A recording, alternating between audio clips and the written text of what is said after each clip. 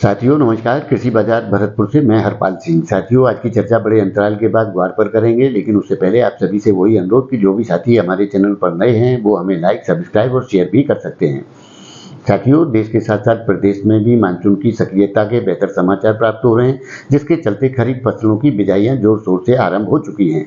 लेकिन साथियों इस वर्ष ग्वार के उत्पादन यानी कि बिजाई के जो आंकड़े आएंगे उनमें बड़ी गिरावट की संभावनाएं फिलहाल के दौर में व्यक्त की जा रही हैं। आने वाले टाइम में पता लगेगा कि ग्वार के रकबे में कितनी गिरावट आती है, लेकिन इतना तय है कि ग्वार के रकबे में बड़ी गिरावट की संभावनाएं व्यक्त की जा रही हैं, जिसके चलते उत्पादन में भी गिरावट की स्थितियां पैदा होंगी। लेकिन साथियों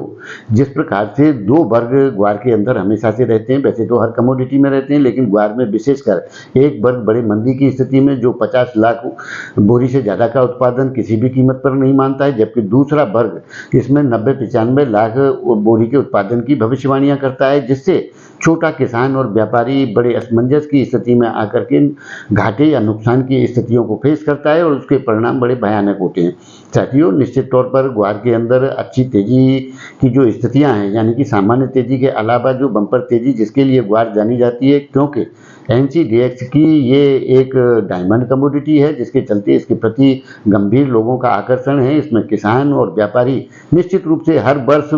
एंट्री करता है और उसमें बराबर बने रहने की संभावना जहाँ तक उसकी क्षमताएं होती हैं वो कोशिश करता है। लेकिन साथियों विगत वर्षों से बड़ी नीरसता का दौर ग्वार के अंदर देखा गया है, क्योंकि किसी भी प्रकार की बड़ी उठापटक की जिनके लिए ग्वार जानी जाती है बाजारों में देखने को नहीं मिली, जिससे चलते व्यापारी और किसान को बड़े घाटे की स्थितियों का सामना करना पड़ा है और वो भी एक कारण ग्वार की बिजाई घटने का हो सकता है। लेकिन साथियों आने वाले दौर के अंदर मैदान सज रहा है, महारथी अपनी तैयारी में जुट चुके हैं, क्योंकि NCDX पर ऑप्शन की शुरुआत की जा चुकी है, जिससे लगता है कि आगामी दौर के लिए खिलाड़ियों ने अपनी कमर कसना शुरू कर दिया है। लेकिन साथियों अभी बड़ी धैर्य और गंभीरता की स्थितियों के साथ व्यापार को देखना चाहिए, क्योंकि जल्दीबाजी में ग्वार का व्यापार नहीं किया जा सकता। जैसा कि हम पहले से कहते रहे कि ये एक इन्वेस्टमेंट है, ये ग्वार उस प्रकार के व्यापार से अलग की श्रेणी में आता है और इसका आकर्षण भी उसी प्रकार का है, क्योंकि इसमें तेजी मंदी के समय और उनकी चीजें बड़ी गंभीर अलग स्थितियां हैं, जिसका इतिहास गवाह है। क्योंकि जब जब उत्पादन बम्पर मात्रा में हुआ है ग्वार के अंदर बम्पर तेजियां यानी कि रिकॉर्ड तेजियां आई हैं, इसके लिए इतिहास के पन्नों को पलट करके आप भी देख सकते हैं। लेकिन साथियों फिलहाल के दौर के अंदर कहा जा सकता है, वैसे तो राजस्थान में एक बड़ी कहावत है जो ग्वार के प्रति बड़ी सटीक बैठती है कि राणें रोती रहेंगी और पावड़ा जीमता रहेगा।